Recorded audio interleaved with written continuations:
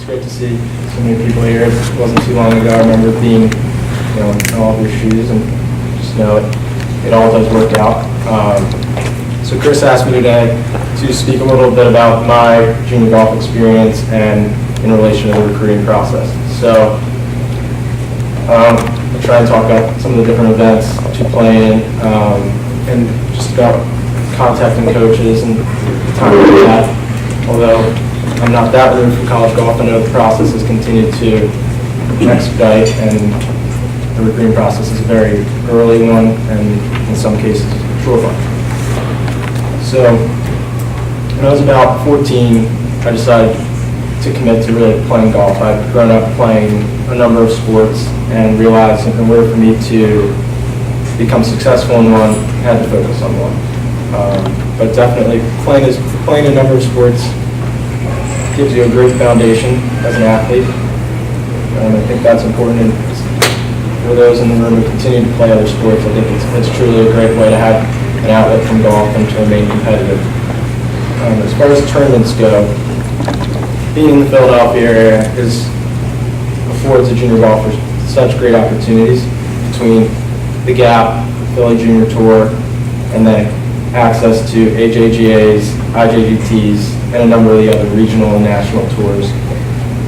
What I would say for some of the earlier high school age golfers in the room, maybe freshman and sophomore year, there is no tournament that you shouldn't play in. The more events you can play in, the more scores you can show a coach, and the more experience you can gain is the greatest thing for a golfer. Because so much of, as you get older, experience becomes a major part of your development as a golfer. And the more tournaments you can play, the more situations you can put yourself in, the better you become. So at about 14 or 15, I played somewhere similar to that, just playing as many tournaments as possible. I went into my freshman or sophomore year in high school and decided, I wanted to begin the recruiting process, and I found about a list of 50 to 100 coaches, found their email addresses, and sent them an introductory email consisting of who I was, where I was from, the school I went to, and then essentially a summary of my scores.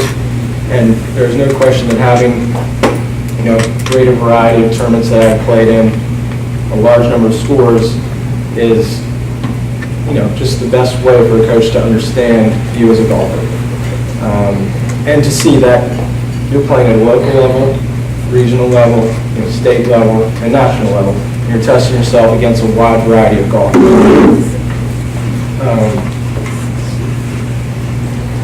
So on to maybe some bigger events and national events. I know there's so much to choose from out there, and it can be tough to navigate things like that. And I'd say, starting a top-down look, definitely every golfer in the room should attempt to qualify for the U.S. Junior boys, U.S. Junior girls. There's no question it is the biggest junior event in the world. It will give you exposure to college coaches between 100 and 200 attend that event, and to try and qualify for a national championship is something every golfer should strive to experience and achieve. So furthermore, there are a number of non-affiliated invitationals and other team events in the country that offer qualifiers and application processes. A few to name include the Scott Robertson Memorial, which is in Roanoke, Virginia, played around every May. Qualifiers are hosted both on-site in Roanoke, and also there's a tour in New England called the U.S. Challenge Cup Tour that they themselves have a great junior schedule year-long, but they also host a qualifier for the Scott Robertson right around April with a number of spots available. And that has a boys and girls division. The Future Masters, which is played in Dothan, Alabama every June, about 150 degrees, but it's worth the trip, especially for golfers in the room who are about the age of 14, just the way the divisions break out. It's a really fun event for 14 and unders, and the 15 and 18-year-old division is played a week later. It's a really fun golf course. Dothan is definitely in the middle of nowhere, but worth the trip, and it's some of my greatest memories in junior golf from that event. There's the Jones Cup Junior, which is played every December down at Sea Island. Although it can be a little cold, but really, really strong field. They also host qualifiers on site right around the beginning of December every year. There's the Bobby Chapman, which is in Spartanburg, South Carolina, played around September. Great, just old event that they've been running for a long time. Really more southeastern concentrated field, but worth playing as well. And then a newer one that was created during my junior golf days, which is the Stan Trojanowski Northern Junior, which is played in Connecticut. It's run by two brothers who are around the age of 30 in honor of their uncle. It's a really strong Northeast regional event that I highly suggest playing for everyone to look into. And they move that around throughout Connecticut year in, year out. As the AJGA, those 4 letters of every junior golfer and parents know, and some try to live by. I definitely played a number of them. I definitely didn't think they were as important as sometimes they can be conveyed. I would suggest trying to, it seems year in, year out, there are more AJGAs in the Northeast region, in the Philadelphia area. I would definitely suggest playing them. And another great way to try and build status and gain that tournament experience that I was discussing, the AJGA qualifiers. At least in my day, you were able to play in the qualifier and defer your acceptance of the tournament for stars. And 18 holes, and I think that was something that I did for a whole summer, just playing qualifiers in order to build my foundation with stars and status for the next summer to use for the event. So I would highly suggest playing in qualifiers as much as possible. And then coming down, to state and local level, some of my greatest memories and greatest experiences were with the GAP and the Pennsylvania Golf Association. We're so lucky to live in an area where golf is such a part of its culture and blood. And the GAP is truthfully, you'll hear many people say it's the greatest local golf association, most likely in the country.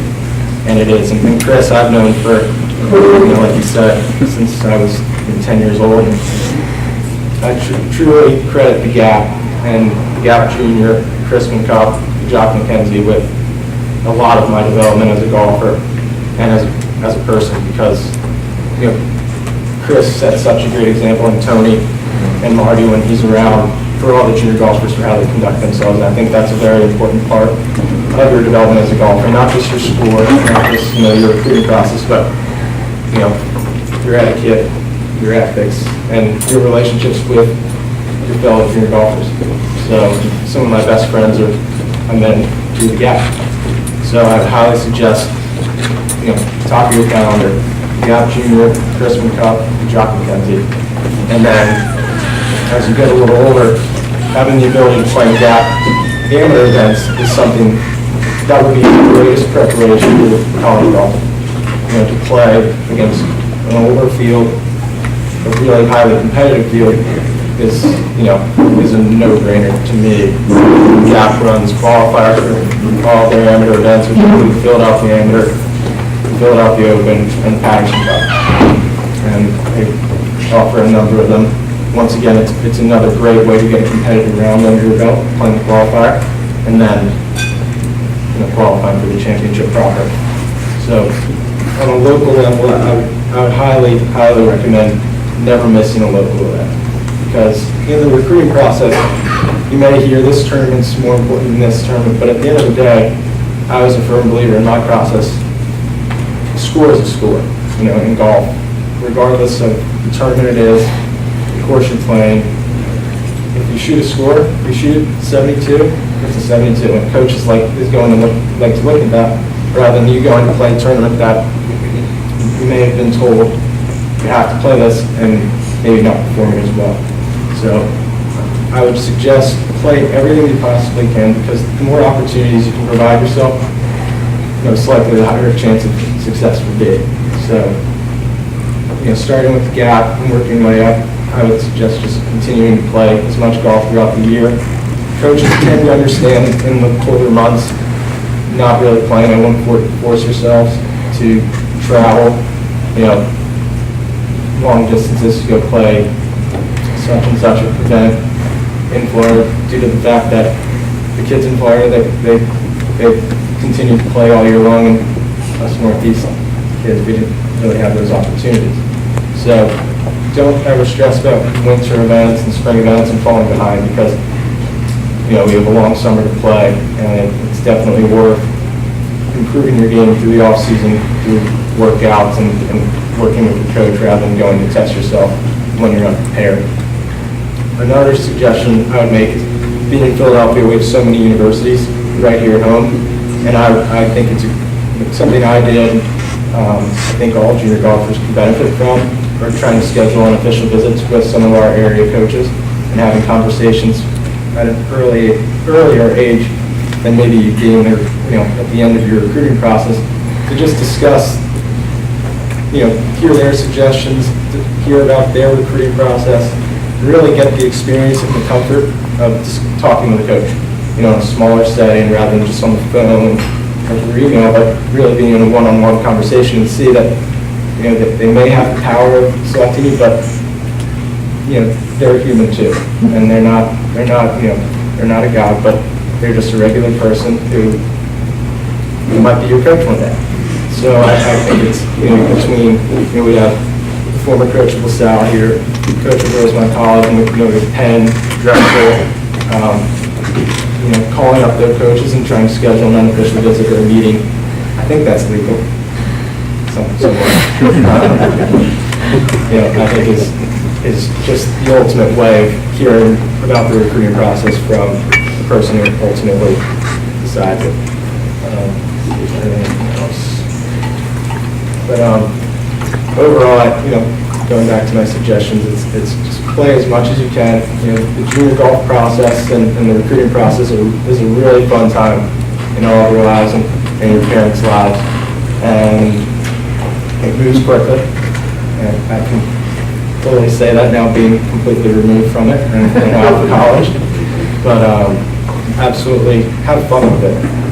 It may be, there may be times where you're nervous or things like that, but believe me, it all works out. And in creating a list of schools that you want to look at, I would say it's far better at an earlier age to be very broad in your universe. Be open to any school. Think through, like Chris said, think through what you want. Think realistically, but definitely have a broader view.